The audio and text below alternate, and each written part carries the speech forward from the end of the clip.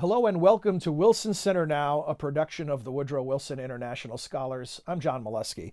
Our guest today is Natalie Belsky, a professor with the Department of History, Political Science, and International Studies at the University of Minnesota Duluth. Natalie's also a recent Title VIII Research Scholar with the Wilson Center's Kennan Institute. She joins us back from her home base. She's back in Minnesota, having been in Washington for a while. Welcome back, Natalie. Thanks for joining us. Thanks, John. Thanks for having me. Pleasure. And I say welcome back figuratively, of course, since you are in the cooler climates of Minnesota while we bake here in Washington's fall. I am indeed. This is probably the one time of the year where Minnesota has a leg up on DC in terms of weather. Well, that's nice. I'm glad you're enjoying it. Let me ask you, spinning back to the time here when you were working on your research project and the evolution of the project as you move toward the final book. Tell us, what is the question or what is the period in history that you were exploring? So the period in history that I'm exploring is the period of the Second World War in the specifically in the Soviet Union, which is an extraordinarily important moment in Soviet and largely Russian history, I think world history, you can say that. But the setting of my research is on the Soviet home front, so the unoccupied territories, Central Asia, the Urals, Siberia. So really the part of the Soviet story that we don't really hear very much about. And I think in general, even specialists don't really know much about what was going on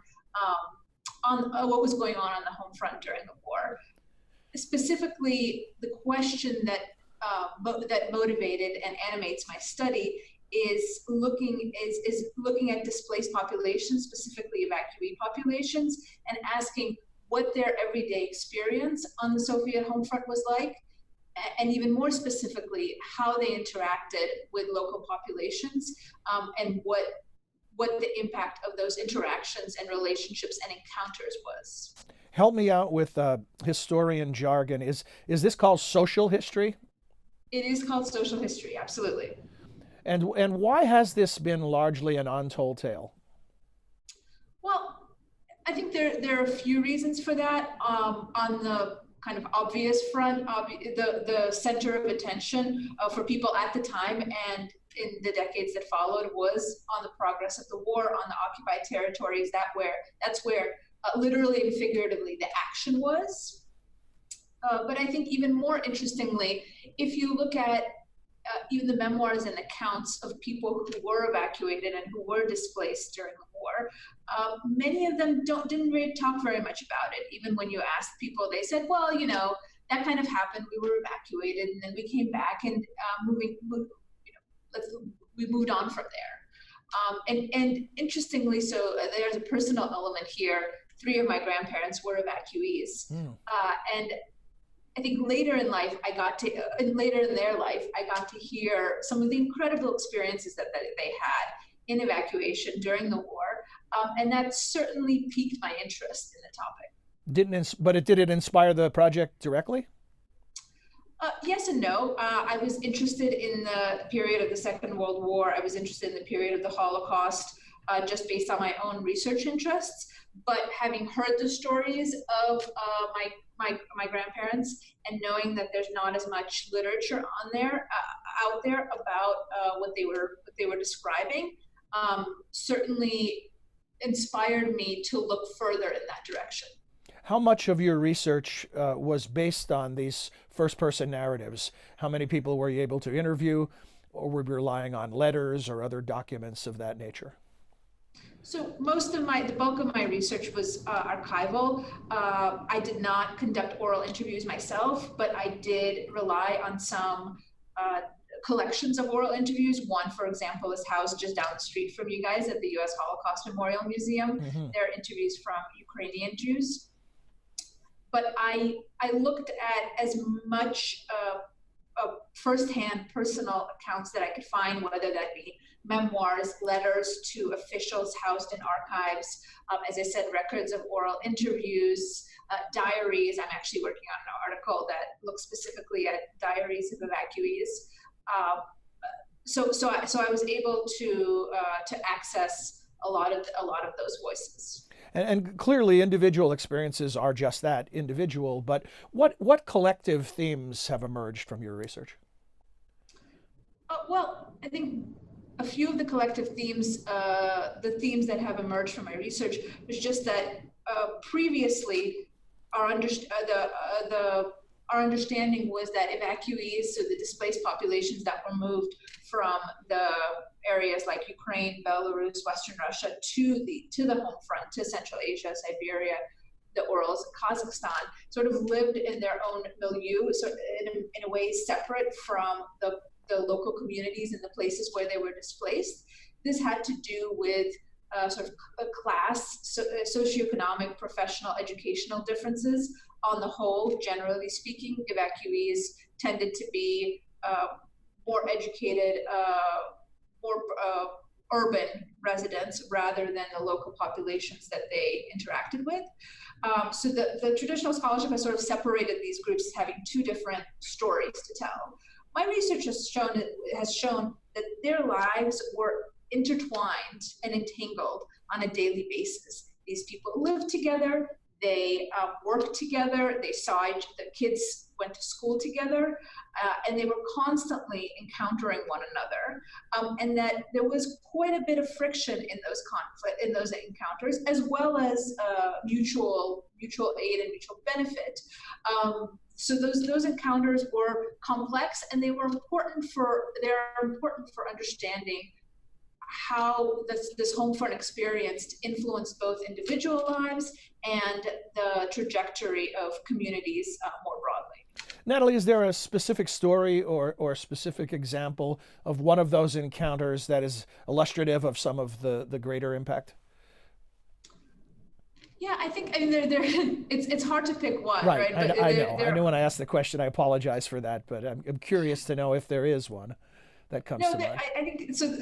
So there is one in that. I guess one of the first sources that I came across in starting this project was actually a source that I came across at the U.S. Holocaust Museum, though it was originally deposited, I believe, in an archive of Ukraine, if I'm not mistaken. Don't quote me on that. But it's in the account of Soviet Jewish man who at the time was 10 or 11 at the beginning of the war. And he talks about his experience being evacuated with his family from central Ukraine to Uzbekistan, to the town of Kermene. And it's an extraordinarily, though it's not too long, it's an extraordinarily rich account, and he talks about just the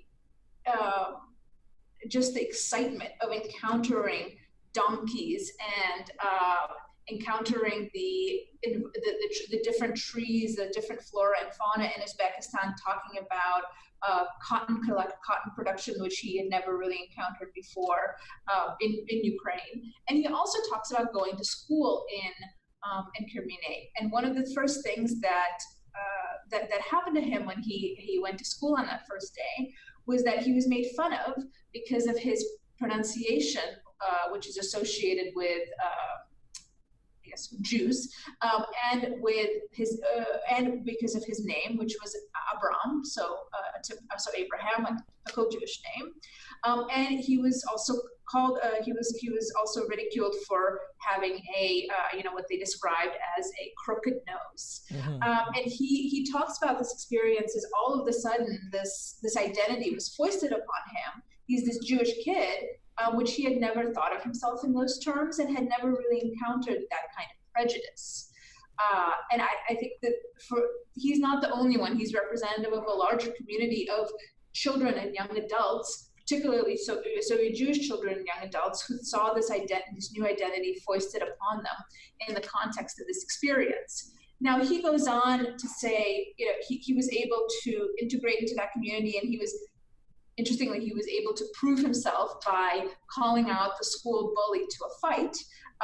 And he, of course, lost the fight, but just the fact that he was willing to do it made him accepted among the local boys. So he overcomes that sense of difference. But it certainly is important enough that it's one of the things that he mentions first, that he highlights in his account decades later. Because that account, I believe, was written in the 90s. Yeah, there's that classic Davy and Goliath story right there, and he won over the crowd with his heroics. when we look back at history and we talk about millions of people being displaced and relocated, and you gloss over the details, it sounds like it just happened, right? But Right. how orderly was it, or how chaotic was it?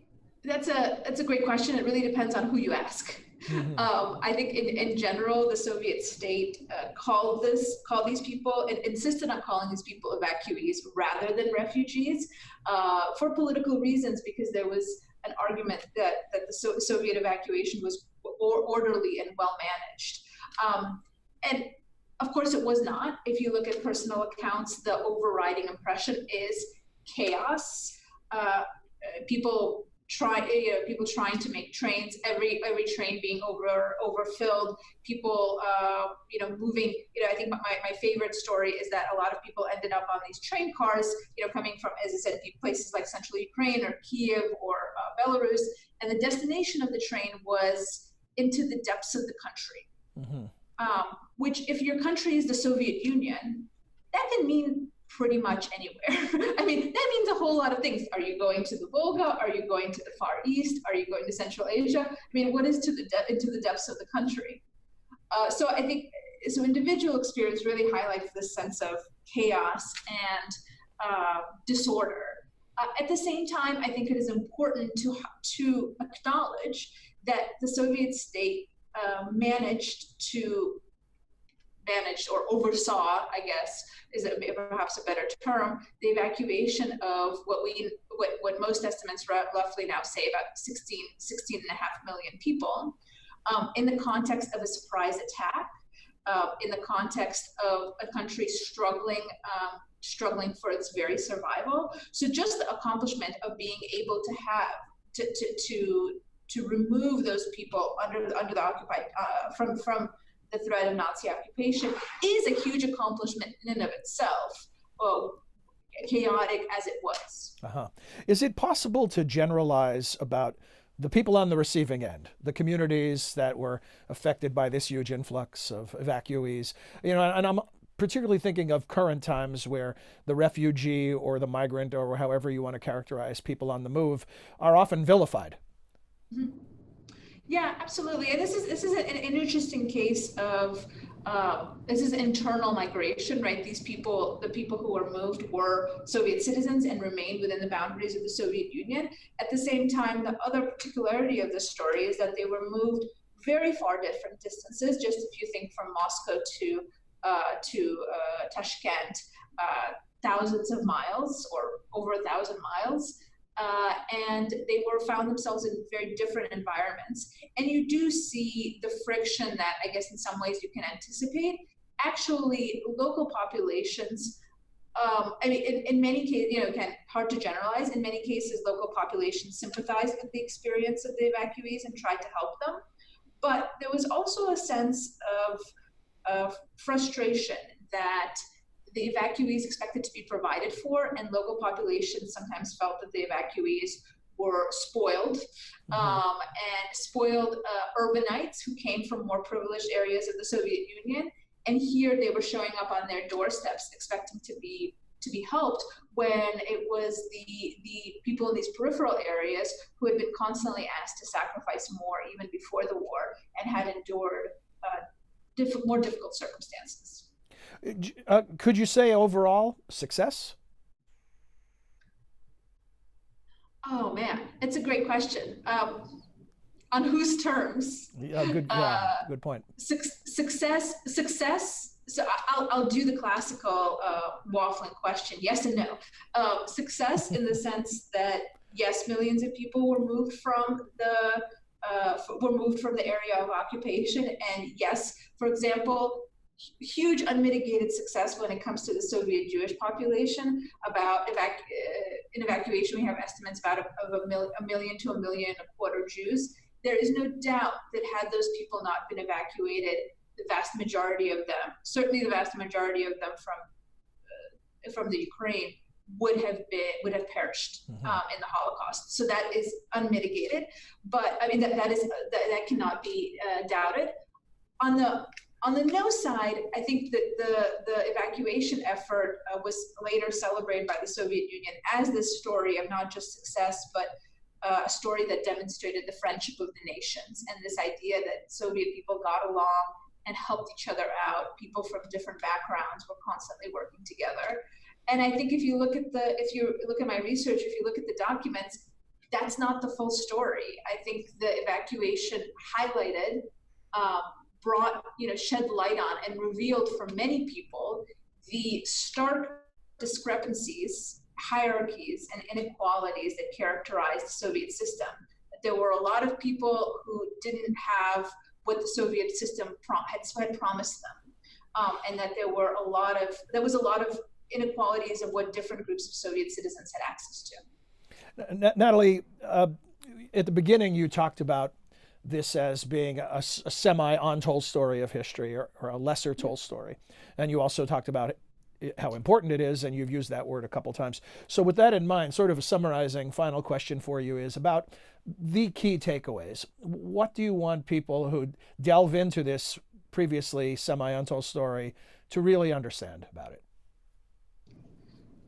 I think what I'd like people to come away with is a sense of how migration and displacement permeates the 20th century experience and is part and parcel of, if not of every individual's experience, but of every certainly every family's experience, and that it speaks a lot to how we understand ourselves.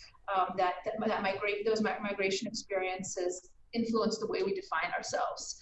I think more specifically, I suppose, is that one of the key takeaways that I think is important for those interested in Soviet history is just the way in which the home front experience shaped the trajectory of the post-war Soviet Union in important ways. Mm-hmm.